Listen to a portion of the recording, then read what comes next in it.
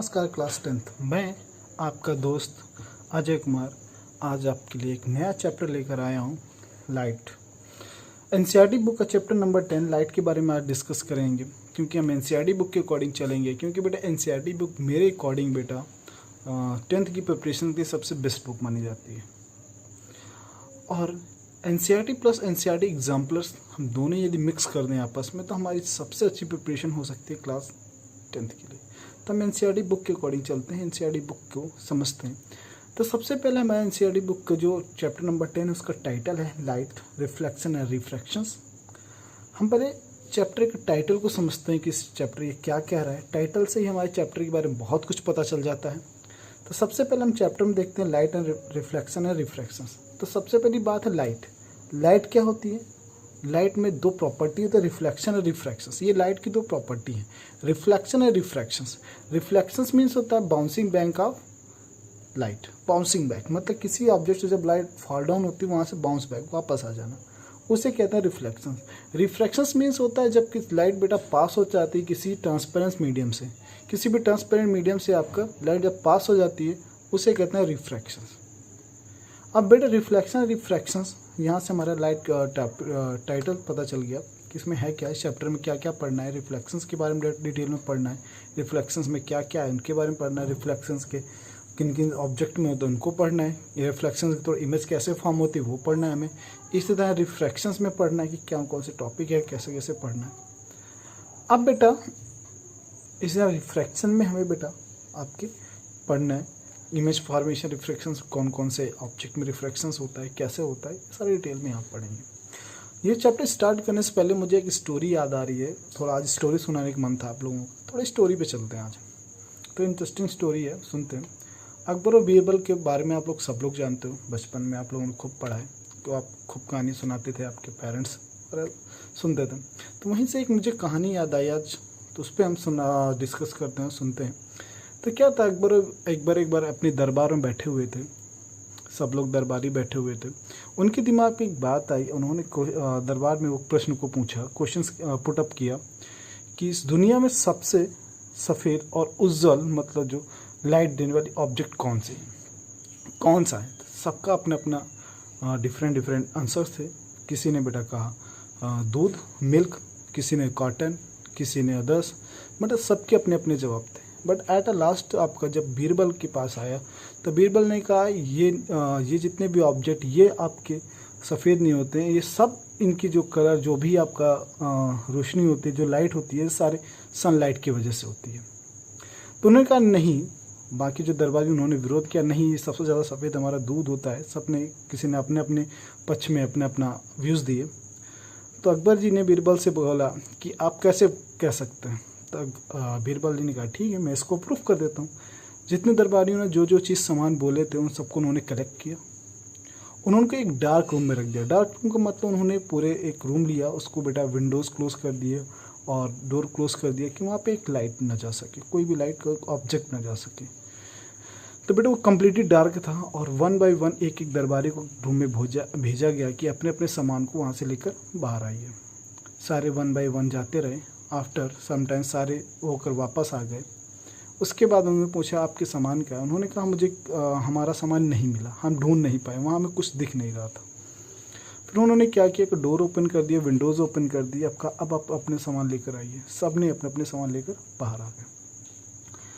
तो उन्होंने कहा आपकी सामान बहुत ज़्यादा सफ़ेद थी, सबने कहा इसमें रोशनी होती है, ये होती है, सबने अपने अपने यूज़ किए थे, बट आप अंधेरे में उसको ढूंढ नहीं पाए। जब वही हमने डोर ओपन किया, रोशनी गई, आपने अपने सामान ढूंढ लिए। क्या किसी भी सब्सटेंस का कलर, कोई भी ऑब्जेक्ट कभी तभी देख सकते हैं जब तक उसमें सनलाइट ना पड़े। वहाँ तो बेटा ये एक स्टोरी के रूप में अब था, बट इसमें एक आपका साइंटिफिक रीज़न छुपा हुआ है जो यहाँ से एक हमें आता है कि सिंपल से कोई भी ऑब्जेक्ट देखने के लिए उसमें लाइट का फॉल डाउन होना बहुत ज़रूरी है। जब लाइट फॉल होती है तो वहाँ से रिफ्लेक्ट बैक होती है और वो आपको दिखाई देता है ऑब्जेक्ट। यदि फॉल डाउन नहीं होगी तो ऑब्जेक्ट आपको दिखाई नहीं देगा, कोई भी ऑब्जेक्ट। आप घर में कुछ भी देखते हैं, आप एनीथिंग्स ले लो बेटा, लाइक घर का कॉपी हो गया, पेन हो गया, सोफ़ा हो गया, कुछ भी एनीथिंग, कुछ भी देखने के लिए जब तक लाइट उसमें फॉल डाउन नहीं होगी तब तक नहीं हो पाएगा। रात में आप जब बंद हो जाते हैं लाइट्स, आप वो उसी रूम पे होते हैं, दिन भर उसी रूम पे आप अपना टाइम स्पेंड करते हैं, बट रात में जब आप लाइट ऑफ होते हैं आप वहीं पर कभी सोफ़ा से टकराते हैं, कभी बेड से टकराते हैं। क्यों? क्योंकि वहाँ पर कुछ दिखाई नहीं दे रहा होता है। तो ये सिंपल से यहाँ पर ये होते हैं। तो रिफ्लेक्शंस बहुत ही ज़रूरी है, किसके लिए? लाइट बहुत ज़रूरी है ऑब्जेक्ट को देखने के लिए। तो इसके अकॉर्डिंग आपके जो ऑब्जेक्ट होते हैं दो टाइप्स के होते हैं, luminous and non luminous. Object दो टाइप्स के होते हैं, luminous and non luminous. Luminous कौन से ऑब्जेक्ट होते हैं उन पर डिस्कस करेंगे। लुमिनस मीन्स होता है बेटा, ऑब्जेक्ट आपके दो टाइप के होते हैं, luminous and non luminous. Luminous मतलब जिनकी ओन लाइट होती है, लाइक स्टार, सन, ये आपको लुमिनस है, मतलब खुद की रोशनी है, खुद की लाइट है, मतलब लाइट को प्रोड्यूस करते हैं। बेटा ये लुमिनस। नॉन लुमिनस बेटा जो लुमिनस की लाइट से ग्लो करते हैं, जो लुमिनस की लाइट से लुमिनेट होते हैं, लाइक का मून बेटा सनलाइट की तरह बेटा साइन करता है मून। तो बेटा ये नॉन लुमिनस है। तो इस बेटा ऑब्जेक्ट आपके दो टाइप्स के होते हैं, luminous and non luminous. Luminous बेटा की खुद की ओन लाइट होती है, और नॉन लुमिनस लुमिनस की लाइट से साइन करते हैं। तो यहाँ पर ये था।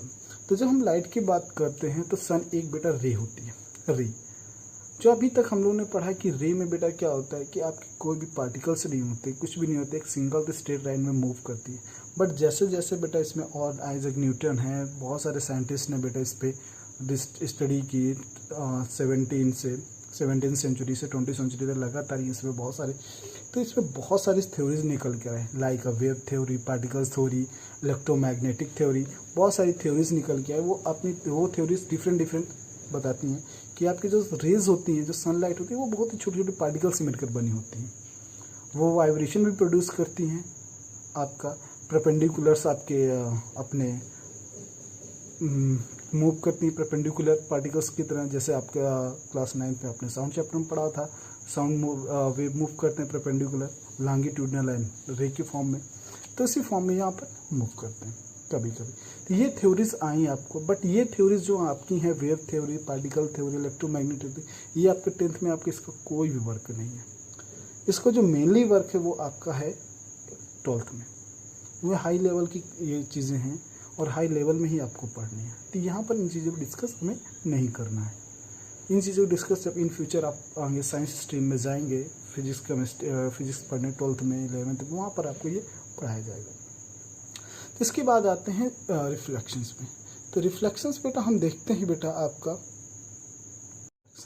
अब रिफ्लेक्शन में आप डिटेल में स्टडी करते हैं रिफ्लेक्शंस है क्या। उसके पहले आपका एक आता है आपका प्लेन मिरर। स्फेरिकल मिरर से पहले एक प्लेन मिरर था। यहाँ पे रिफ्लेक्शंस के सबसे पहले हम यहाँ पे समझते हैं कैसे होता है।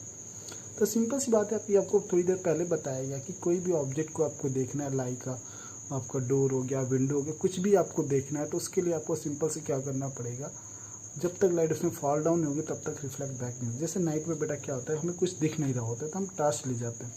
टॉर्च बेटा हम क्या करते हैं कि जब हम टॉर्च को बेटा ऑन करते हैं तो उसकी लाइट जब किसी ऑब्जेक्ट में फॉल डाउन होती है तो रिफ्लेक्ट करके आपकी आइज़ में आती है। तो उस आइज़ में आने पर आप उस ऑब्जेक्ट का एक डायग्राम बनता है। तो बेटा यहीं से बेटा हम लोग आगे चलते हैं आपका कि यहाँ पर क्या पढ़ना है, रिफ्लेक्शन। अब रिफ्लेक्शंस पढ़ने से पहले हम उसके रूल पढ़ने होते हैं, जो क्लास 6, 7, 8 में ऑलरेडी पढ़ रखे हैं आप लोगों ने। तो रिफ्लेक्शंस के सम रूल्स होते हैं। कौन से रूल होते हैं अब ध्यान से सुनिए। Law of reflection, law of reflection, law of reflection. Law of reflection दो टाइप्स के होते हैं। पहला आपका क्या कहता है, incident ray, normal ray, reflected रे। रे fall on a point, at point, fall at point in same plane.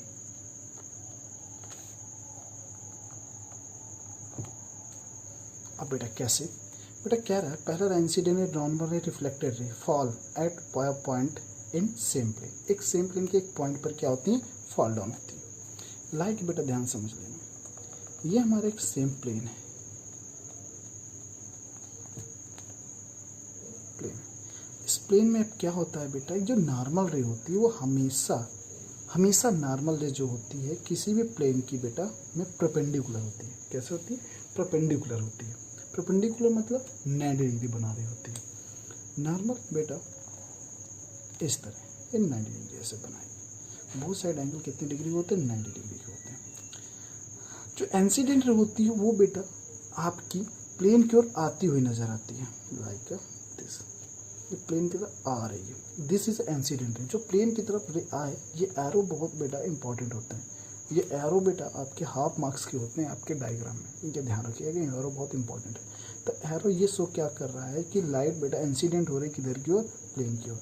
जब यहाँ से बेटा एक लाइट निकलती है, ये आपके रिफ्लेक्टेड रे होती है। तो ये हमारी होती है रिफ्लेक्टेड रे, जो बेटा प्लेन से निकलती है।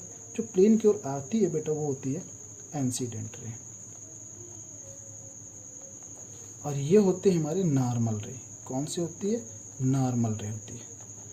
और यहाँ पर आपके क्या होता है, नॉर्मल रे और इंसिडेंट रे के बीच में एंगल फॉर्म होते हैं। इसे एंगल ऑफ इंसिडेंस बोलते हैं, जिसे आई से डिनोट करते हैं। ये होता है एंगल आर, जिसे एंगल ऑफ रिफ्लेक्शन या रिफ्लेक्शन बोलते हैं। तो यहाँ पर जो सेकेंड लॉ होता है वो यही कहता है angle of incidence equals to angle of reflection. मतलब angle I equals to angle R के। ये होता है आपके लॉ ऑफ रिफ्लेक्शंस। ये हमारे रिफ्लेक्शंस के लॉ हैं और इसी पे बेटा आपका रिफ्लेक्शंस पूरा डिपेंड होता है। आपको जब पढ़ाया गया होगा तो रिफ्लेक्शन दो टाइप्स के पढ़ाए गए होंगे। जब भी पढ़ाया गया होगा रिफ्लेक्शन दो टाइप के होते हैं, regular and irregular. Regular and irregular. Regular and irregular. Irregular दो टाइप के होते हैं ये। रेगुलर में जो सरफेस होती है स्मूथ होती है, और इरेगुलर में जो सरफेस होती है रफ होती है। रफ सरफेस होती है। तो बेटा रफ सरफेस में आपका जो angle I is not equals to angle R होता है। बस इतना डिफरेंस होता है। यहाँ पर आपको इस चीज़ में डिस्कस नहीं करना है, हमें इसमें डिस्कस करना है। यहीं के बाद आ जाता है आपका, इसके बाद आपका एक पॉइंट आता है प्लेन मिरर। प्लेन मिरर मतलब जानते होंगे आपका, जो आप घर में देखने के लिए यूज़ करते हो, लाइक आप सुबह शाम आप लोग खड़े होते हो मिरर के आफ्टर बात आप देखते हो, तो बेटा वहाँ पे देखते हो कि आप अपनी इमेज को देखते हो, पूरी तरह से आप देखते हो कैसी इमेज फॉर्म हो रही है, क्या हो रहा है। जिस टाइप के आप सेम एज वैसे दिखाई देती है आपको इमेज। बट यहाँ पर आपके यहाँ पर रिफ्लेक्शंस के सम लॉज आपके अप्लाई होते हैं। तो यहाँ पर प्लेन मिरर के कुछ कैरेक्टर्स आते हैं कि प्लेन मिरर में इमेज बनती कैसे, क्या होता है क्या नहीं। जब आप प्लेन मिरर के सामने खड़े होते हो, प्लेन मिरर के सामने जब खड़े होते हो आप लोग, तो आपकी एक एग्जैक्ट इमेज आपकी प्लेन मिरर के बिहाइंड मतलब प्लेन मिरर के पीछे बनती है। जब भी कोई भी इमेज बिहाइंड द मिरर बनती है, any image formed behind the mirror, क्या बिहाइंड द मिरर, तो बेटा इस मिरर का जो नेचर होगा, इमेज की जो नेचर होगी, जब भी बिहाइंड द मिरर, तो इमेज नेचर क्या होगी? वर्चुअल होगी। क्या होगी? वर्चुअल होगी। और साथ में जब भी कभी बिहाइंड द मिरर बनेगी इमेज तो वर्चुअल बनेगी। साथ में जब आप मिरर में देखते हो तो जिस तरह से आप खड़े होते हो उसी तरह से देखते हो। मतलब इमेज कैसी बनती है? इरेक्ट बनती है। इमेज कैसे बनती है? इरेक्ट, मतलब सीधे बनती है। इरेक्ट मीन्स सीधा, इन्वर्टेड मीन्स उल्टा होता है। तो यहाँ पर प्लेन मिरर कुछ कैरेक्टर्स होते हैं इमेज फॉर्मेशंस के, वो ध्यान से देखते हैं। तो पहला कैरेक्टर्स होता है, पहला image, nature of image. Nature of image होता है बेटा virtual and erect. Virtual and erect होता है। दूसरी पॉइंट क्या होता है बेटा कैरेक्टर इसका? Distance between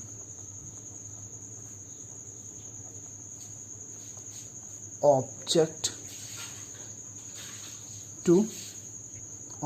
two mirror is equal to distance between mirror to image. मतलब दोनों तरफ की डिस्टेंस आपकी क्या होती है, इक्वल होती है। आप लोग देखते हो कि जितना आप पीछे जाते हो उतनी आपकी जो इमेज बन रही होती है मिरर की में, वो भी उतनी पीछे जाती है। तो आपकी ये होती है। अब बेटा थर्ड होता है बेटा साइज ऑफ ऑब्जेक्ट इक्वल होता है साइज ऑफ इमेज की।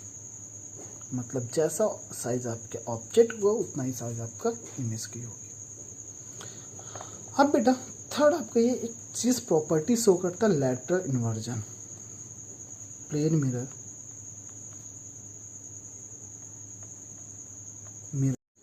Mirror shows lateral inversion। Lateral inversion क्या होता है बेटा? बेटा ये एक टाइप का बेटा कंफ्यूजन होता है। लैटरल इन्वर्जन को कह सकें एक कंफ्यूजन कहते हैं। अब आप लोग पूछो कंफ्यूजन कैसे सर? बेटा जब आप मिरर के सामने खड़े होते हो तो कभी आपको बचपन में, अब तो नहीं कह सकते बट बचपन में आपको एक चीज़ लगा हो कि लेफ्ट इज अ राइट।